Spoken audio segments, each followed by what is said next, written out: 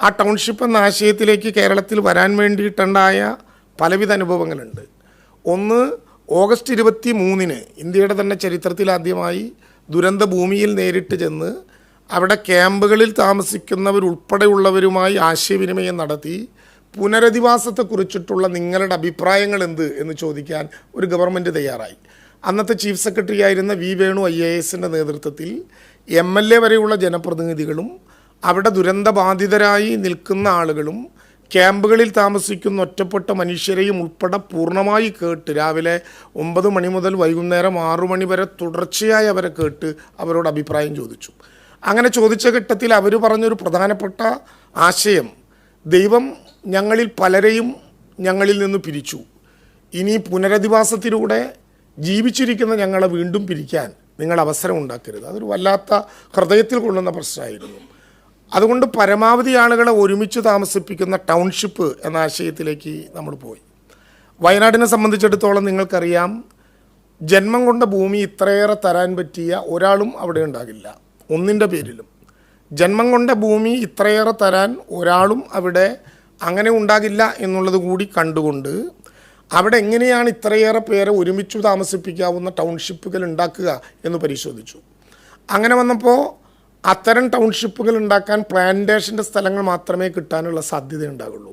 ഇപ്പോഴും ഞാൻ എല്ലാവരോടുമായി പറയുന്നു, ഇവരെ മുഴുവൻ താമസിപ്പിക്കാൻ ഏതെങ്കിലും വിധത്തിലുള്ള സ്ഥലങ്ങൾ ഒരുമിച്ച് ഓഫർ ചെയ്യുന്ന ആരെങ്കിലും ഉണ്ടെങ്കിൽ ആ ഭൂമി എന്തു പണം കൊടുത്തും, പ്രത്യേകിച്ച് വ്യവഹാരങ്ങളില്ലാത്ത ഭൂമി ഏതു വിധത്തിലുള്ള പണം കൊടുത്തും ഏറ്റെടുക്കാൻ സർക്കാരിന് ഒരു മടിയില്ല.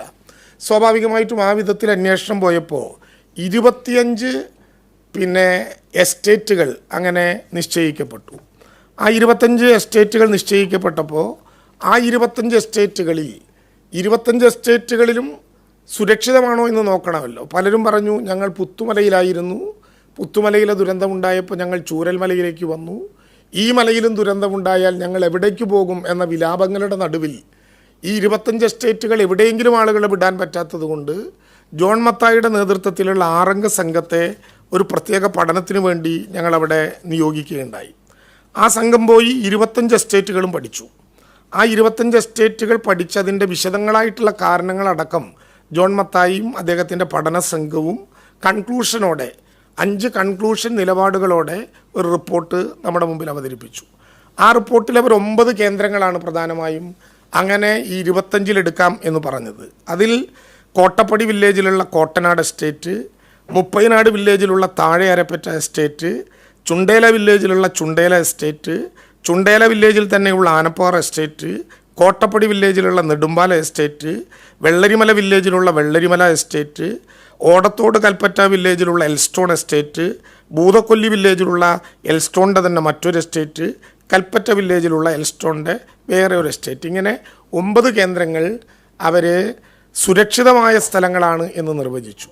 9 സ്ഥലങ്ങൾ കിട്ടിയത് കൊണ്ട് മാത്രം പ്രശ്നമില്ലല്ലോ. ആ 9 സ്ഥലങ്ങളിൽ നേരത്തെ ഹൃദയവേദനയോടെ പറഞ്ഞതുപോലെ ദൈവം ഞങ്ങളെ പലതാക്കി പിരിച്ചു, ഇനി ജീവിച്ചിരിക്കുന്നവരെ പിരിക്കരുതെന്ന് പറഞ്ഞ കൂട്ടത്തിൽ ആ യോഗത്തിൽ പങ്കെടുത്ത മഹാഭൂരിപക്ഷം ആളുകളും ജനപ്രതിനിധികൾ ഉൾപ്പെടെ പറഞ്ഞ കാര്യം, ഞങ്ങൾക്ക് ഈ ഭൂമിയുടെ ഏറ്റവും അടുത്ത് താമസിക്കണം.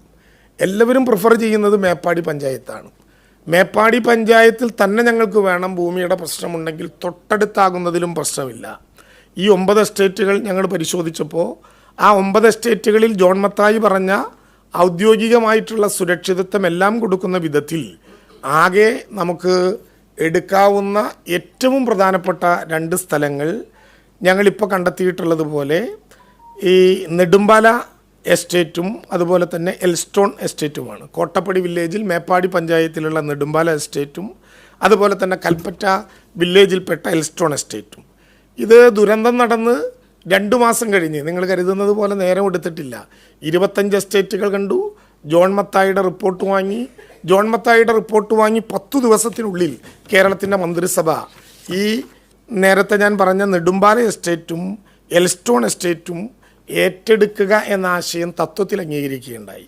ഇപ്പോൾ കൃത്യമായി പറഞ്ഞാൽ 3/10/2024 കേരളത്തിലെ മന്ത്രിസഭ അക്കാര്യം തത്വത്തിൽ അംഗീകരിച്ചു.